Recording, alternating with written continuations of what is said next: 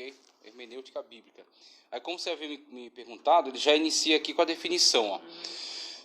O termo hermenêutica vem do grego hermeneutikos, que significa interpretação ou arte de interpretar.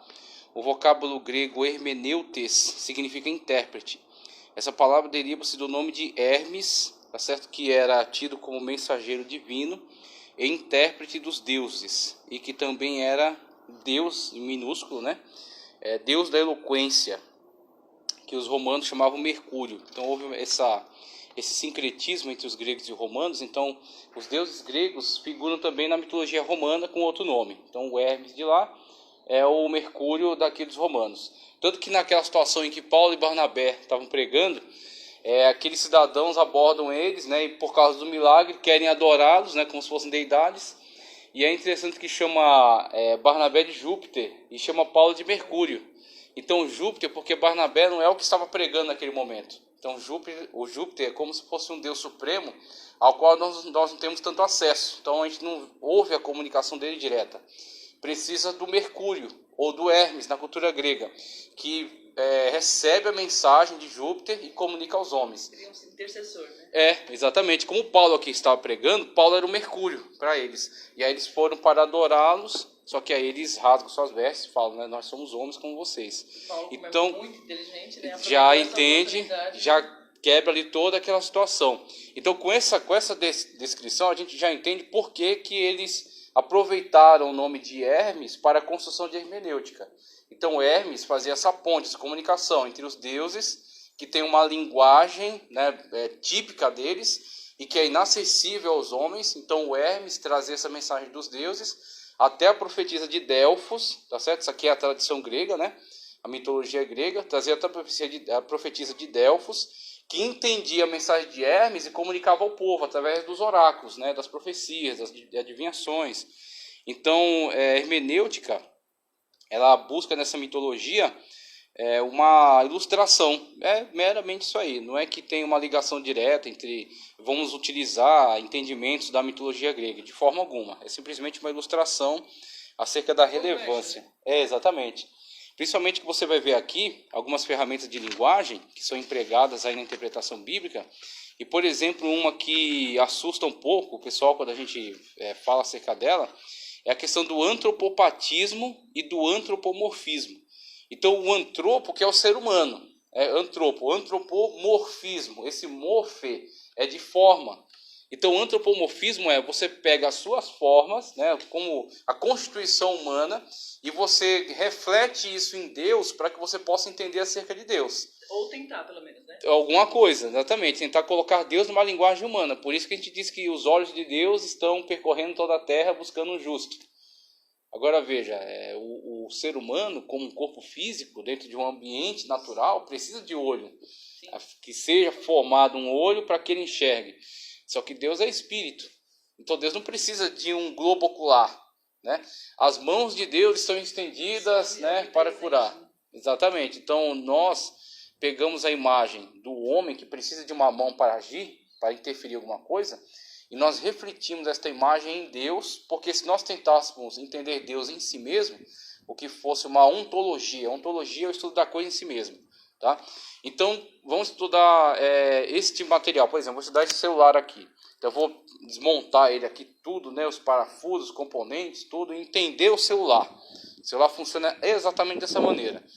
Poderia se fazer com o celular, mas não com Deus. Até porque, na verdade, a gente tem, de uma certa forma, a gente limita o poder de Deus para que a gente consiga tentar entender. Isso, exatamente. E aí, tanto o antropomorfismo que atribui formas a Deus. Então, os pés de Deus estão, a terra é esse cabelo para os seus pés. A terra é esse cabelo para os seus pés, por exemplo. Né? Então, Deus tem pé. Então, Deus para andar precisa de pé, põe sapatos, chinelos, algo assim. Então, são antropomorfismo. Você pega a sua forma, você reflete ela em Deus para que você possa entender alguma coisa. Até porque também a palavra diz que nós fomos feitos a imagem e semelhança de Deus, né? Então, a gente verdade. tenta, de uma forma, colocar Deus como um ser humano. Tem uns que vão tão longe nisso aí, nesse entendimento da imagem e semelhança, que chegam a pensar que Deus tem uma forma humana. Só que aí você pegar Deus e passar para o lado de cá. E o lado de cá é o lado finito, é o lado limitado. A gente é que tem que entender que nós, em algum aspecto, refletimos Não físico. Deus, exatamente, não físico, espiritual. É uma coisa que eu até falei. Será que Deus é negro, Deus é japonês, Deus é mongol? Até aquele negócio lá de... Aí outra coisa, aproveitando que você falou, é interessante a gente desenvolver isso também. Por quê? Quando Paulo fala da estatura de varão perfeito conforme Cristo, a gente tem que pensar em Cristo humanizado. Sim. Então, Cristo que desceu até nós, tornou o homem perfeito. Pronto, este é o paradigma. É Cristo o homem perfeito. Agora, Deus, na sua essência, não é nem homem nem mulher. Sim. Não Mas tem tudo, sexo. sim, É mas tudo... hierarquia do que a sexo. Sim, sim. Porque a gente tem essa mania de associar diretamente a sexualidade à hierarquia. Mas, na verdade, Poder se a gente for explorar um pouco mais essa questão, veja, na criação foi feito macho e fêmea os fez. Então, na criação original de Deus, exatamente, macho e fêmea os fez. Então, primeiro o rascunho, primeiro Deus fez. Isso aí nem entra por esse caminho. A esposa do pastor Zé Wellington até brincou com esse conceito aí. Mas veja, macho e fêmea os fez. Num contexto perfeito, na vontade perfeita de Deus, a hierarquia é irrelevante. Porque quando funciona plenamente, se tem uma coisa que funciona de uma forma perfeita, você não precisa nem definir. Eu vou mandar, você vai obedecer. Não, porque está funcionando uma harmonia. Agora, quando entra o pecado, entra uma desarmonia e é necessário que fique muito bem esclarecido as hierarquias, para que haja uma ordem. Então, não é questão de valor intrínseco. Não, porque este é melhor do que aquele. Não, é uma questão de ordem. Alguém tem que liderar. Alguém tem que tomar a frente. O pastor é o que está na frente, mas ele é mais servo do que... Exatamente. Quando Cristo coloca a questão do servo, do líder, e os discípulos estão disputando para ver quem vai ter mais poder, quem vai mandar, e aí estão colocando lá as suas qualidades pessoais. Não, eu vou mandar porque eu falo melhor, porque eu sou mais forte, ou porque eu sou mais esperto. E aí Cristo traz uma criança para o meio deles e fala, quem não se tornar como uma criança não pode entrar, não pode ver o reino de Deus. E aí Cristo inverte totalmente a lógica. Fala, se você quiser ser o maior, sirva. Exatamente, a lógica invertida em relação à liderança do mundo. Quem quer o seu maior, manda. Né? Aqui não, quem quer ser o maior, sirva. Uma vez que você serve e você abençoa a vida das pessoas no meio da sua vida, você está os liderando. Né? Você está de fato representando ali a liderança de Cristo entre aquelas pessoas. Né? Você está sendo de fato como Cristo que pegou a bacia, o pano e lavou o pé dos discípulos. Então, a lógica de Cristo... Lava minha cabeça também, lava tudo. Exatamente, aí Pedro, exagerado como era, primeiro não queria que lavasse, porque ele via com uma postura de humilhação, aquele é serviço de escravo. Mas quando Cristo disse que quem não aceitar não tem parte comigo, aí ele já vai, então quero tomar logo um banho. Ele era todo sanguíneo, 880. Então a gente pega essa questão da hermenêutica e dessa mitologia apenas como uma ilustração. Porque existe nesse conceito do antropomorfismo e também do antropopatismo. Aí antropopatismo são os sentimentos. Então a gente pega nossos sentimentos e também reflete isso em Deus. Então você vê quando em algum momento diz que Deus se lembrou de Noé, por exemplo. Ou seja, ele tinha esquecido, ele tinha distraído com outra coisa e meu Deus, Noé está ali boiando na água, né? Não é que Deus se esqueceu. Não é que Deus perdeu a agenda e o anjo teve que lembrá-lo. Mas sim que chegou o momento em que Deus vai retirar dessa situação e vai colocar em outra. Aí o autor, na sua perspectiva, a perspectiva do autor é muito interessante a gente entender isso. Por quê? Por exemplo, o autor diz, o sol nasce, o sol se põe. Sendo que estudando maior, plano de geofísica e tal, a gente entende que existe um movimento de translação da Terra em torno do Sol. Ok. Mas do ponto de vista do observador, é o Sol que se põe. Pode, senhor? Tudo bem? Aqui, ó. Do ponto de vista do observador, é o Sol que se põe. Obrigado. E sem contar também que e não tem nenhum problema com isso, porque... a limitação que ele tinha na época. A limitação, também, né? Exatamente. Ele não tinha todas essas ferramentas. E mesmo hoje, mesmo com essas ferramentas de observação, com telescópios e tudo mais, você aborda um cara especialista na física, especialista aí na astronomia, e ele Tranquilo, tranquilo. E ele pode dizer também, olha, tá vendo ali, o sol está se pondo. Não é pecado, não é problema. Até hoje usa esse termo de nascer. Ele vai dizer, olha, tá vendo, a Terra está concluindo o seu eixo rotacional. Não. Meu Deus do Até céu. terminar a frase, você já nem dá uma Já atenção. foi, já perdeu a graça. Então, quer dizer, é simplesmente o ponto de vista do espectador, o ponto de vista do autor. E também nessa questão, Deus se lembrou, ou seja, Deus agiu sobre a minha história, né? Ou seja, Deus interveio e agora vai ter uma mudança, vai ter uma alteração. E aí, na sua perspectiva, na sua ótica, é como se Deus houvesse se lembrado. Então, isso é uma linguagem antropopática. O homem, a partir das suas limitações, refletindo em Deus as suas características para poder trazer Deus para o seu mundo. Porque a gente não consegue entrar no mundo de Deus. É a questão da ilustração do Hermes. O Hermes é que pega a mensagem dos deuses e comunica a profecia de Delfos e ela faz a interpretação. E ela faz os oráculos, tá certo? Mas os homens não têm como entrar no mundo dos deuses e ouvir diretamente e entender. Vivo, né? Exatamente. E compreender a sua linguagem. Então a questão é, o hermeneuta, ele vai fazer uma investigação muito séria das Sagradas Escrituras, através das ferramentas, né, de pesquisa.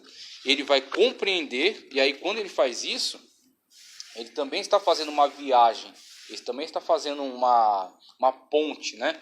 Porque nós estamos no nosso contexto atual, na sociedade ocidental, né? Estamos aqui neste mundo, na nossa época, a época com toda essa tecnologia, todas essas mudanças sociais, as instituições, né, que hoje estão incluídas na história, e nosso mundo, e aí isso é muito tranquilo para nós afirmarmos, não há qualquer dificuldade nisso, o nosso mundo é muito diferente do mundo dos autores bíblicos.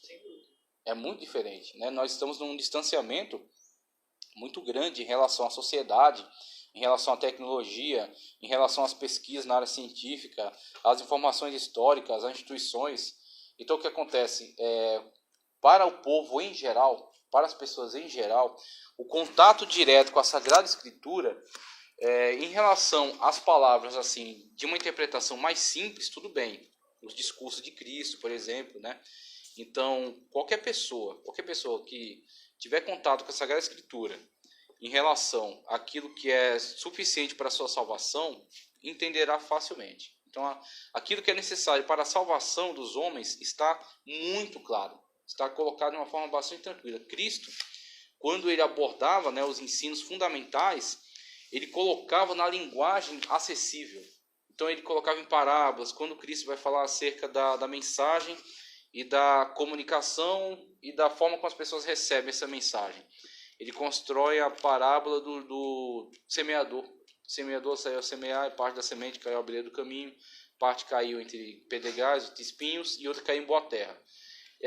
Isso aí, essa parábola, ela está condensando livros e livros, né, de teologia, e falando a psicologia humana, as possibilidades de pregação da mensagem, vamos dizer assim, homilética, psicologia, como eu já falei, sociologia, diversos aspectos, né, que poderiam ser desenvolvidos e poderiam ser construídos num discurso extraordinariamente longo,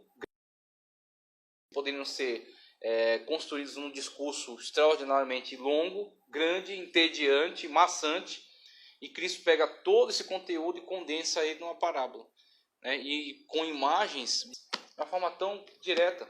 Agora, a Bíblia Sagrada num todo, existem outros trechos que vão ser bem complicados de se entender.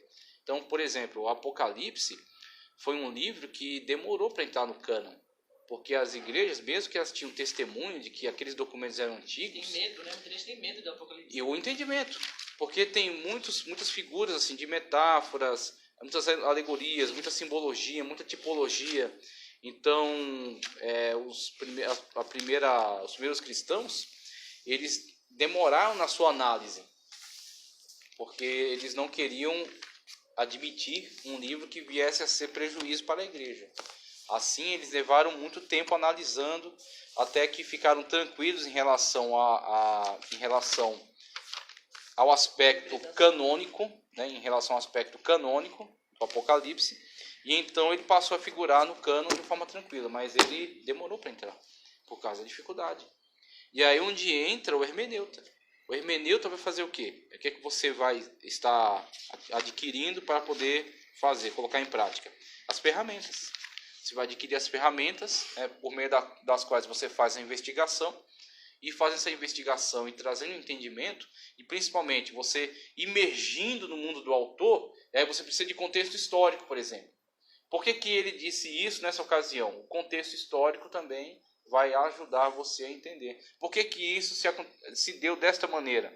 Você vai entender os elementos que estavam presentes ali, e aí você vai ter ferramentas de investigação para poder chegar a essa conclusão, e aí você vai poder trazer um esclarecimento. Olha, foi dito desta maneira por causa de tais elementos. O texto também nos ajuda, né? A baixa crítica, que é a exegese do próprio texto. Então, a palavra, conforme é usada, empregou uma palavra neutra, ou empregou um singular, ou empregou, né, esta forma, ou dos sinônimos foi optado por este.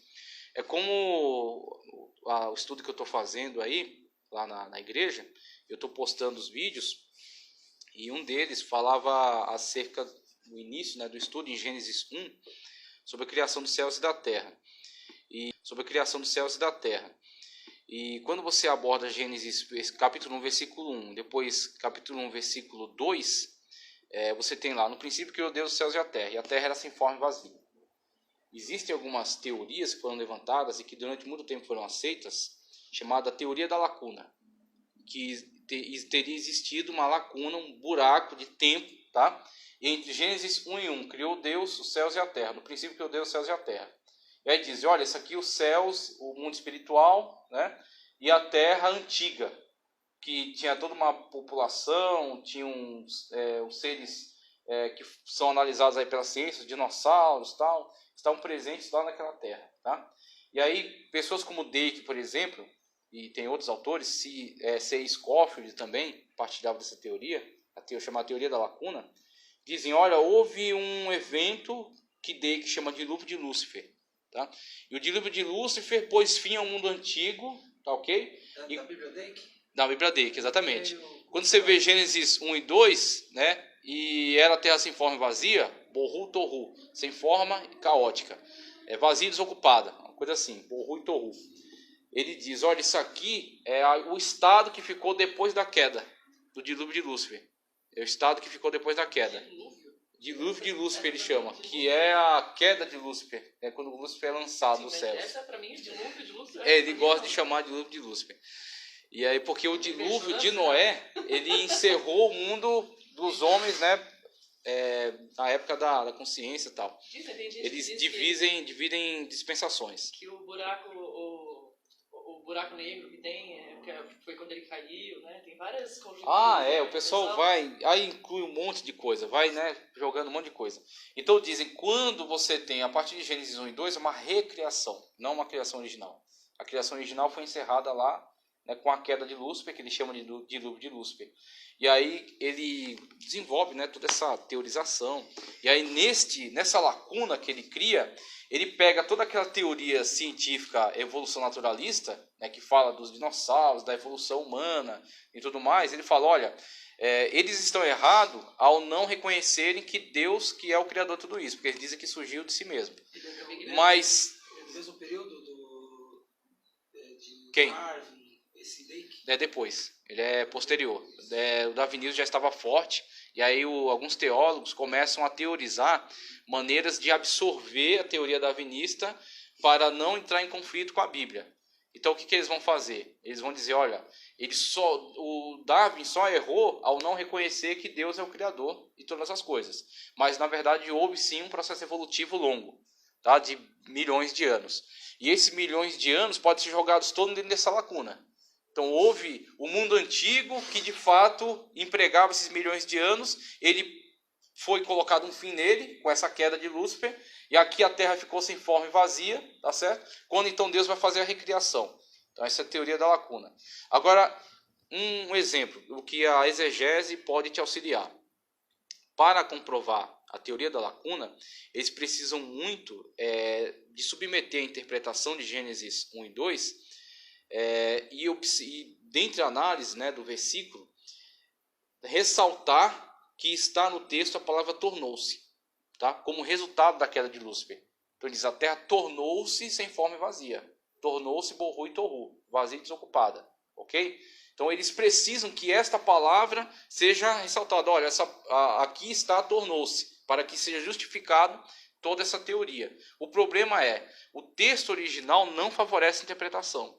É a palavra que, inclusive, eu coloquei lá no estudo, a palavra que figura no original é raiá.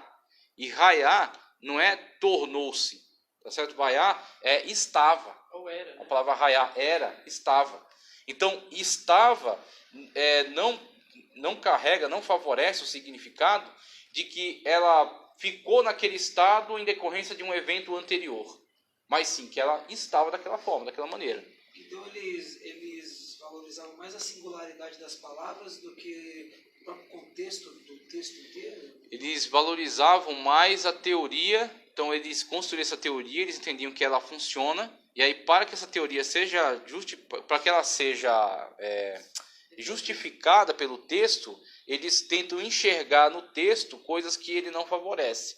É você tentar justificar a Bíblia para se adaptar à sua interpretação, e não a sua interpretação ser vinculada à Bíblia. Então tem que partir, você tem que colocar primeiro a Sagrada Escritura, o que ela diz. Essa é a baixa crítica. A baixa crítica é o quê? A exegese. A exegese, você vai observar as palavras, os textos originais, e vai ver qual a interpretação que ela favorece. Então, a partir da palavra nos termos originais, aí você vai consultar um léxico, né? Você vai consultar uma Bíblia aí no original hebraico, um léxico daquelas palavras, e vai ver o que o próprio texto favorece. A partir dessa leitura é que você vai entender que tal teoria está justificada na exegese. Tal teoria pode ser justificada na exegese. É o que infelizmente não aconteceu. Muitas das vezes essa falha decorre do fato de o autor que desenvolveu essa teoria, muitas das vezes ele não tinha bons recursos e ele não observou de uma forma mais eficaz, né? De uma forma mais técnica, o texto original, o texto hebraico. Ele muitas vezes elaborou em cima de uma tradução. E aí uma tradução do latim, ou uma tradução do King James, que é o que o pessoal usava muito. Então, uma tradução, ela está se afastando do original. Então, muitas das vezes, na tradução, ele pode cometer um equívoco. Sim, você traz para o seu idioma, né? Exatamente. Ele pode, na tradução, favorecer a palavra tornou-se. Mas quando você recorre ao original, raiá, que é o que está ali, tornou-se não é a melhor tradução de raiá, e sim estava. E aí, para estava, se a palavra estava é o que consta ali, toda essa teoria não tem como ser justificada, tá certo? Porque para ser justificada precisa que, uma vez que houve o dilúvio de Lúcifer e a destruição do mundo antigo, a Terra então se tornou sem forma e vazia em decorrência do evento. Isso não está justificado. Mas assim, o que eu quis dizer assim, não é estranho eles tentarem valorizar um texto buscando... Obviamente, para você valorizar uma teoria da Bíblia, vamos dizer assim, ela tem que estar justificada em outros textos. Em outros textos, exatamente. Só que eles estão se baseando mais por palavras. Eles pegam um contexto inteiro. Tipo eles pegam outros textos, só que são textos que não são firmes, são inferências. Na verdade, eu vejo que eles defendiam aquela tese e, na verdade, é mais fácil continuar defendendo do que assumir que está errado. Sabe qual é a sedução? Isso que você falou, né? Desconstruir essa tese. E a grande sedução ela funciona tão bem. Essa é a questão. Então, o darwinismo estava forte, estava combatendo, né, a ortodoxia bíblica, os chamados fundamentalistas, né, que diziam que a Bíblia é revelada, é inerrante e é inspirada, né, por Deus, é teopneustos. Então havia um combate muito sério nas academias, muitas faculdades haviam de fato abandonado a teologia ortodoxa, teologia fundamentalista, e adotado uma teologia liberal, Bultmann, exatamente, que entra com a desmitologização da Bíblia e tal. Então, esses caras, o trabalho deles é tentar encontrar, numa ótica fundamentalista, respeitando a Bíblia como autoridade, encontrar uma justificação que englobe também essas implicações. Porque na época, quando surgiu essa teoria da evolução naturalista, ela ganhou tanta força que ela virou um dogma. Então, olha, já parte do pressuposto de que isso aqui está certo. A evolução naturalista está certa, isso aconteceu. Então os caras partiam desse pressuposto. Hoje, essa teoria naturalista ela não é nem justificada mais. Então, você pega o dicionário de cristianismo e ciência, Você tem lá a teoria da Terra Jovem, você tem outras teorias, né? Criacionismo Fiat, e tem outras escolas também que, de fato, trazem uma contra-argumentação muito forte na própria área da ciência. Então, você tem geneticistas, você tem antropólogos, você tem físicos, você tem arqueólogos que dizem, olha, onde estão as evidências?